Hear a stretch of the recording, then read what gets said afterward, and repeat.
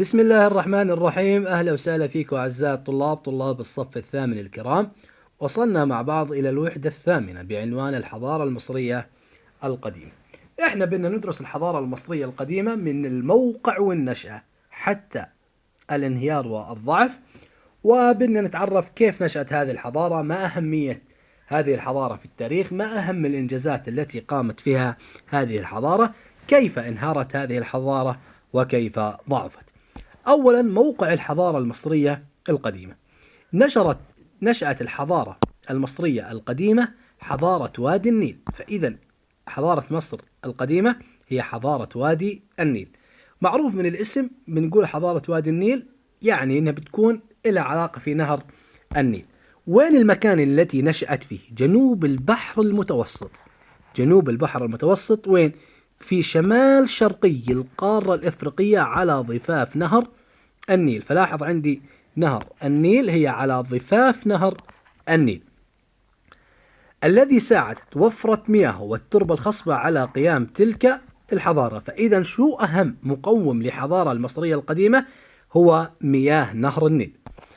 وحضارة وادي النيل أو الحضارة المصرية القديمة هي من أقدم الحضارات في العالم، استمرت 3000 سنة تقريبا. فإذا الحضارة المصرية القديمة استمرت نحو 3000 سنة، يعني نحو 30 قرن استمرت هذه الحضارة. انظر الخريطة ثم أجيب عما يأتي. أتتبع مجرى نهر النيل من المنبع حتى المصب. في البداية أعزائي الطلاب خلينا نتفق على موضوع. في هذه الوحدة الكثير من الإجابات هي إجابات يا إما تكون عن طريق استنتاج أو تكون عن طريق تفكير ناقد أو فهمك لما ورد في الوحدة. في كثير من الإجابات ما راح نلقاها بشكل حرفي في هذا الكتاب. فنقول لي يبدأ نهر النيل من بحيرة فيكتوريا، ثم يتدفق عبر أوغندا والسودان، حيث يلتقي النهر الأبيض بالنيل الأزرق في الخرطوم.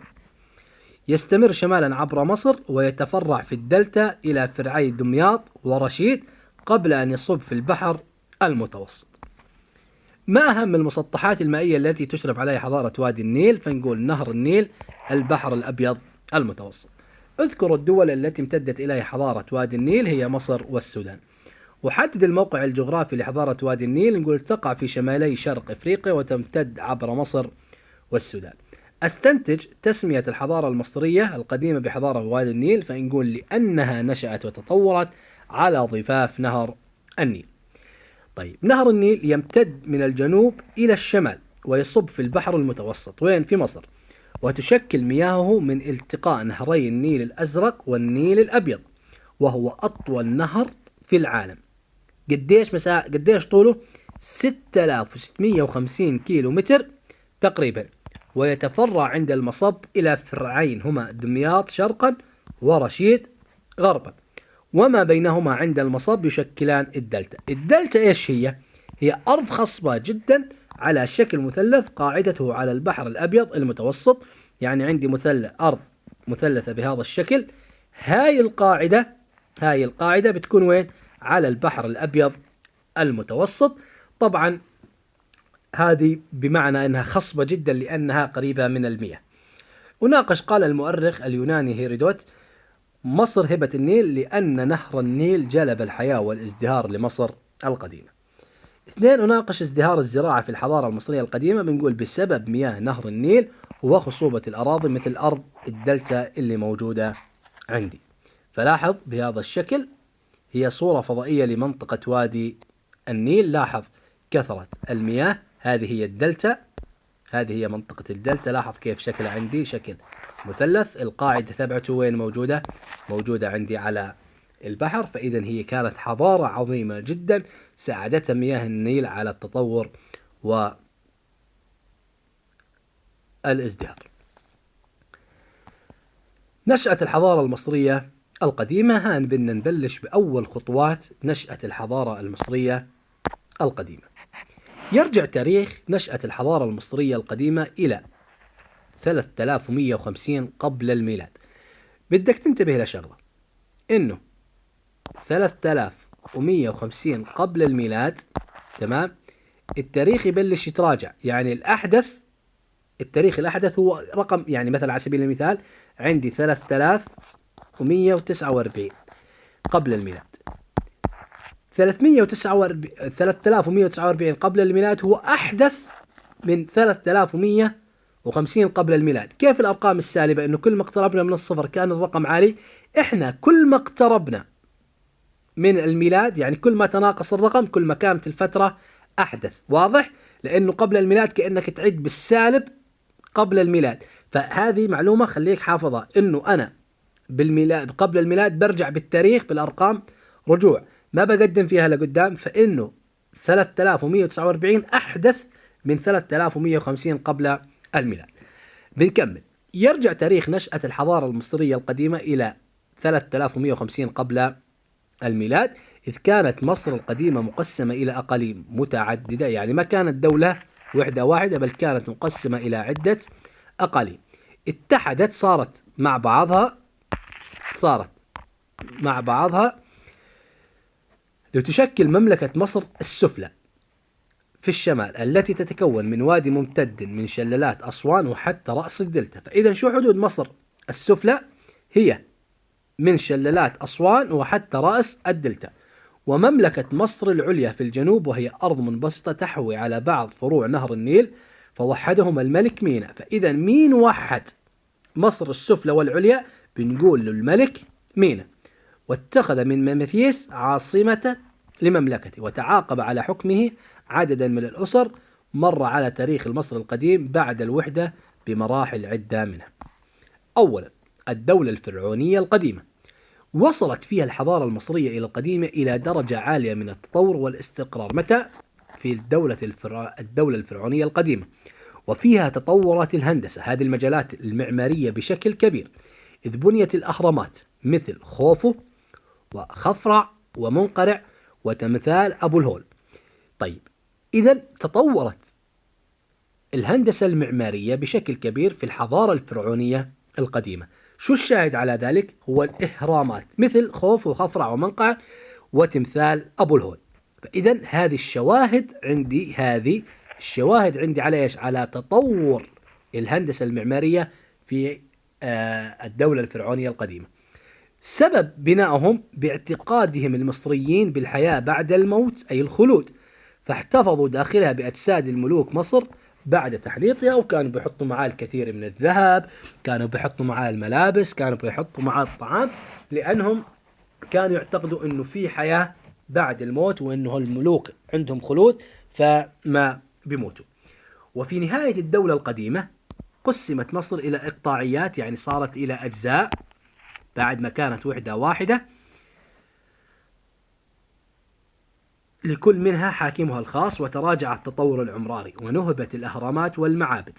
فالأهرامات كانت تحوي في داخلها على قبور الملوك. قبور الملوك هذه كان معهم الكثير من الذهب وكثير من المجوهرات غالية الثمن، فقاموا بنهبها. والمعابد كانت تحتوي كذلك على العديد من الحلي والجواهر. وعمت الحروب الأهلية، الناس بين بعضهم صاروا يتقاتلوا، حتى وصل أمنحوتب إلى الحكم وقضى على الأمراء الإقطاعيين، يعني المقاطعات هاي كل واحدة في لها حاكم. أمنحوتب هذا شو سوى؟ قضى عليهم ووحد البلاد وأعاد للدولة المصرية هيبتها. وعندي هذه الصورة اللي بتمثل عندي الإهرامات، وعندي أنا اللي هو تمثال أبو الهول. وين موجودات في القاهرة في الجيزة. الدولة الفرعونية الوسطى. فإذا إحنا تعرفنا على الدولة المصرية القديمة أو الدولة الفرعونية القديمة. الآن في عندي الدولة الفرعونية الوسطى. في هذه المرحلة وصلت مصر أوج قوتها وثروتها. وين؟ في الدولة الفرعونية الوسطى. واتخذت من طيبة، منطقة اسمها طيبة اللي هي الأقصر حاليا، عاصمة لها. وبنيت الحصون لحماية المصالح التجارية، فهم كانوا ينشئوا حصون عالية جدا من أجل حمايتها. وفي هذه الدولة أنشئ أول جيش لها لتوفير الحماية العسكرية للبلاد، وأمنت الطرق، ووصل نهر النيل بالبحر الأحمر عن طريق فتح قنوات لتسهيل مرور السفن النهرية. وبقيت مصر مزدهرة إلى أن غزاها الهكسوس الذين نهبوا المعابد والقصور عام 1650 قبل الميلاد. منهم الهكسوس.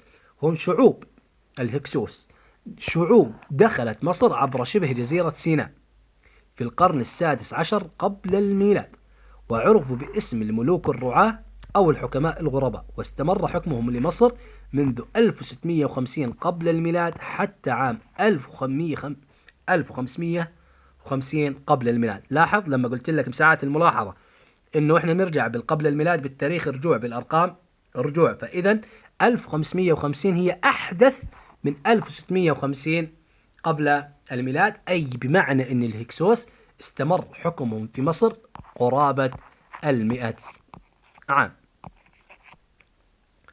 وحاول المصريون إخراج الهكسوس من مصر حتى نجح الملك أحمس الأول. فإذا من الذي أخرج الهكسوس؟ هو أحمس الأول، في استعادة مصر منهم وتوحيدها من جديد تحت حكم أسرته التي اتخذت من طيبة عاصمة لمصر. الأقصر طبعا هي مدينة جميلة جدا، ارجع إلى الإنترنت وشاهد صور مدينة الأقصر. 75% من آثار العالم موجودة في هذه المدينة. الأقصر أقدم المدن المصرية، تقع على ضفاف نهر النيل، سميت بذلك سبب تسميتها الأقصر لكثرة القصور فيها. عندي لها أسماء مثل مدينة 100 باب وطيبة ومدينة النور ومدينة الشمس، وتعد من أهم المواقع السياحية وين في العالم الأقصر، يعني من كثرة القصور اللي موجودة عندي فيها. وهذه صورة من إحدى المدن، طبعا مدينة جميلة جدا، ارجع الانترنت وشوف جمالية هذه المدينة. بعدين صارت في عندي الدولة الفرعونية الحديثة. فإذا الدولة الفرعونية مرت بثلاث مراحل: القديمة، الوسطى، والحديثة. في هذه الفترة استعادت مصر الدولة المصرية قوتها وتوسعت حدودها وحققت إنجازات مهمة. شو الإنجازات؟ أولا إعداد جيش قوي لاحتلال النوبة وبناء الحصون فيها، ووصلت الدولة إلى وجه اتساعها، يعني الدولة توسعت بشكل كبير سواء في كامل حدودها، والمنطقة التي كانت تحتلها كانت تعمل على إيش؟ على بناء الحصون فيها. هذا إن يدل على إيش؟ يدل على تطور الهندسة المعمارية. تجهيز حملة للسيطرة على بلاد الشام، يعني ما اكتفوا بالمنطقة التي هم بها، بل يقول لك لبلاد الشام، يعني بدهم يجوا من أفريقيا إلى وين؟ إلى آسيا. بناء مزيد من الإهرامات والمعابد مثل معبد الكرنك ومعبد حتشبسوت. تشييد قنوات الري والاهتمام بالزراعة، هذا بيدل كمان على الذكاء والحنكة الموجودة عند الفراعنة القدامى. وفي عهد الملكة حتشبسوت توسعت التجارة الداخلية والخارجية، الواحد من القراية يمكن يخربط في بعض الأسماء. وأصلحت الطرق وعبدت وبنيت المعابد. ومن أبرز ملوك هذه الفترة تحتمس الثالث، الذي وصلت مصر في عهده إلى أقصى درجات التطور والتحضر، وقاد الجيوش لمواجهة الملوك الثائرين على الحكم وصد الأعداء عن مصر، فوصلت مصر إلى أقصى اتساع لها.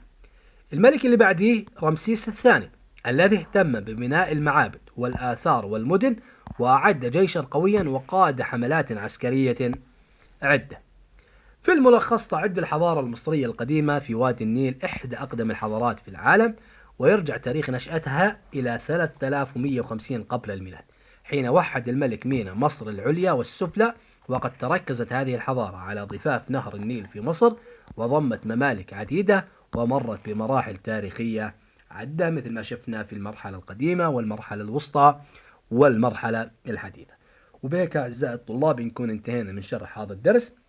نلتقيكم إن شاء الله في حل مراجعة الدرس. إلى ذلك الحين أستودعكم الله، والسلام عليكم ورحمة الله وبركاته، وسامحوني إذا أخطأت.